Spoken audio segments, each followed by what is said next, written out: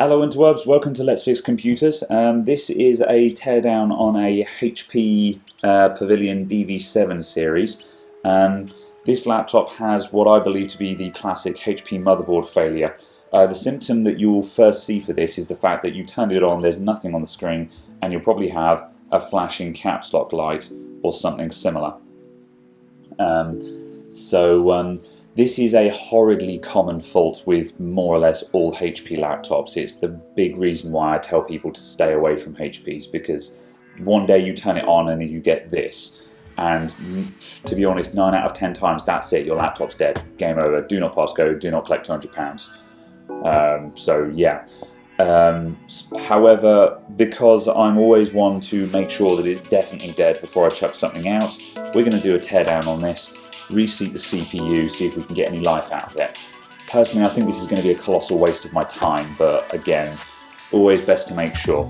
Now, I have already done a power cycle by removing the battery, holding down the power button for 10 seconds, then reconnecting the battery and the charger and trying it again. That didn't do anything. I've also tried dropping out the BIOS battery for 10 minutes or so to reset the BIOS. And I've also tried alternative RAM in it to make sure that that's not it. So that covers the usual bases. It's very rarely any of those things, but again, this is all about just making absolute certain that this is the motherboard that's gone. The annoying thing is there's no actual motherboard test, so the only thing you can do is prove that it's nothing else. So yeah, let's start tearing this apart, and with a bit of luck, you never know, we might get lucky. I have gotten lucky in the past with HPs. I have taken them apart, reassembled them, and they've started working again. So let's see if that happens this time.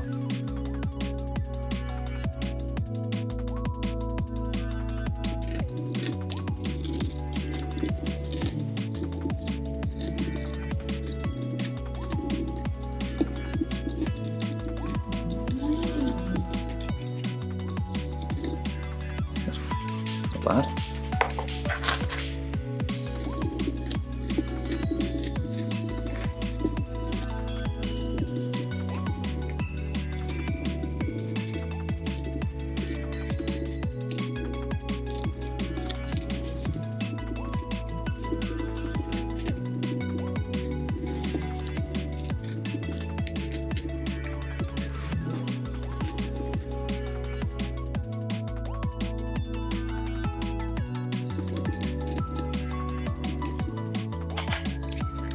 Okay, right, next thing we're going to do is take the keyboard out.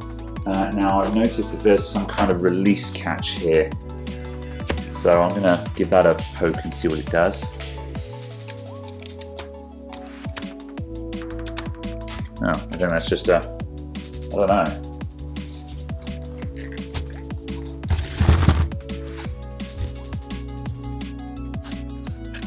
Nope. I think I've just dislodged it enough just to pull that out by hand now. There we go.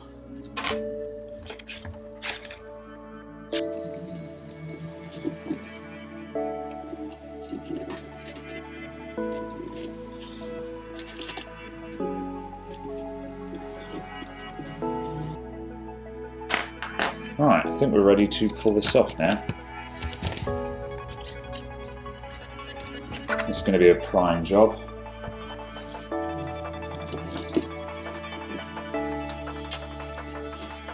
This is very reluctant, this one. Normally they just start pulling apart at this point.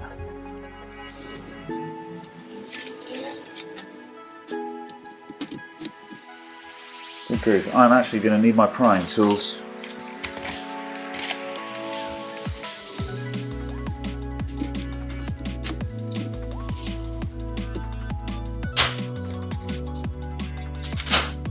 There we go, we're getting somewhere now.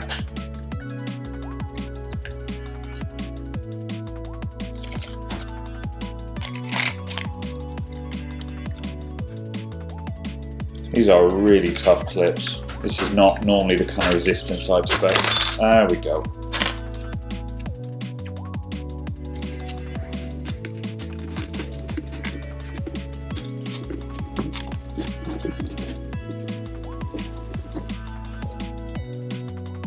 Okay, so next we've got to take the motherboard out. So That's going to be a case of removing any last straggling wires.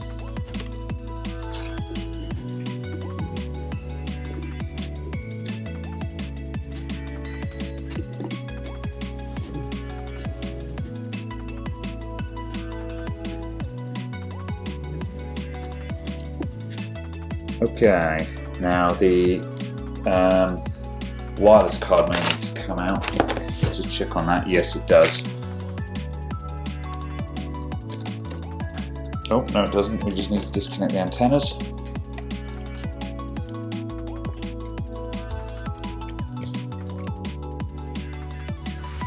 And I think that's all we've got obstructing us now, so one more screw. It's just a matter of just lifting it up and seeing what opposes you.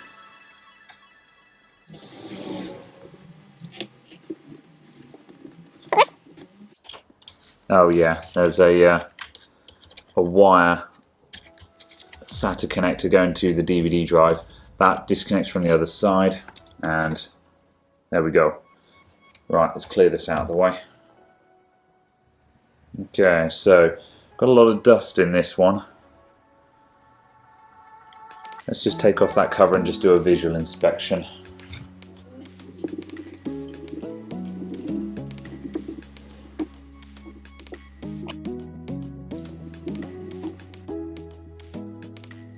Right, well, I think we found our culprit.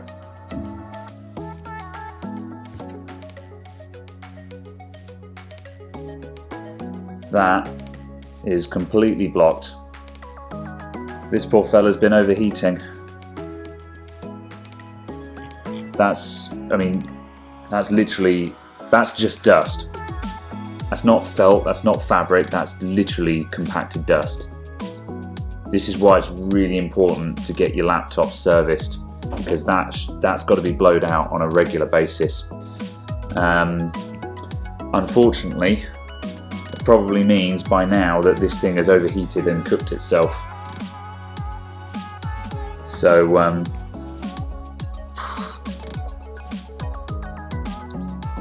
I don't think there's anything more to prove here. I mean, I can take these heatsinks off, we can undo these screws and take this off and reseat the CPU and redo the thermal paste, but I don't think it's going to do anything. If this thing was still even vaguely alive, it would have turned on when I showed it to you at the start of this video, because that was a cold boot. It had been left off for a couple of days. So if it turns on for a short amount of time and then starts going wrong, there's still time to fix that. However, the fact that it's dead from a cold start in that manner, that means it's already too late. Unfortunately, the warning signs would have been there. The customer, this fan would have been going like the clappers. It would have sounded like the end of the world. And the laptop probably would have been freezing up on a regular basis. But if the customer ignores those signs and just keeps pressing on with it until it actually falls over completely, like it has done, by that time it's too late to do anything about it. You know, for posterity's sake, we've come this far, so let's go ahead and take this off. There's nothing to prove from this, to be honest. Now I'm definitely wasting my time, but let's just do this anyway, because you never know. If we can make it work even one more time with a nice fresh cooling system, we might get lucky. This thermal paste is all solid, but that's fairly normal for factory stuff. I don't know if that happens when they've been overheating or whether just the factory stuff goes solid or both. Right. It's still fairly sticky on the CPU, so that solid thermal paste hasn't been causing an issue. However, unfortunately, that GPU, that fella's going to be well and truly dead by now. So yeah, I'm not doing anything with it here. I'm literally just disturbing it. That's literally all I'm doing. I'm just taking it off and poking it, because sometimes just that little disturbance is what you need to shake it up and get it working again. I'm going to put that on as is. If I was certain that this was going to work, I would clean up all of that thermal paste and put fresh stuff on it. However, I think we both know at this point that this thing ain't going to run again.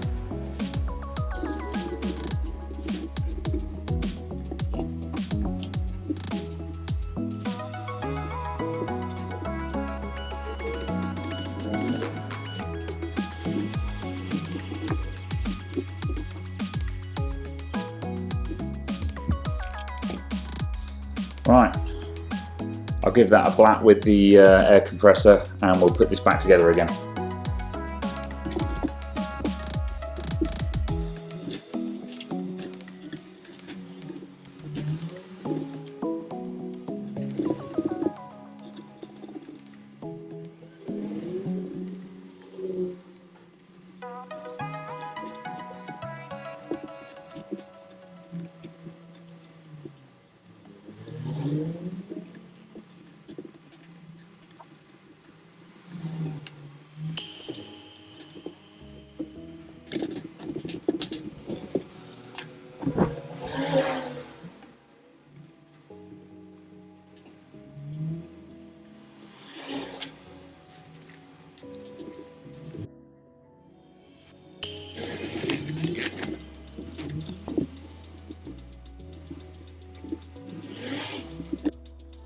Right, I think that's enough for us to try a start up for the lulz.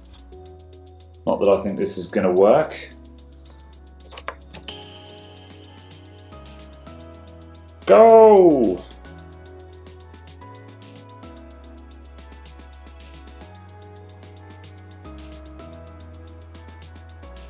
Now, straight away, same thing. Flashing caps lock light. It's dead, Jim. Well, that's too bad. So last item of business, of course, which you may all be thinking, why not replace the motherboard? I'll tell you why I don't replace the motherboard on these, is because brand new motherboards will cost an awful lot of money, usually much more than the laptop is worth.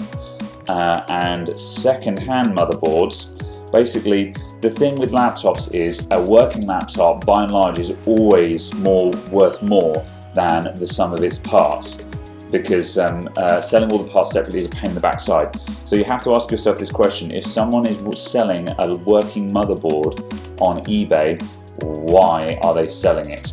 Because if the motherboard was working, they would have it in a complete laptop and they'd sell the laptop. So any motherboards that I look for on eBay for this laptop, by and large, will probably have exactly the same fault.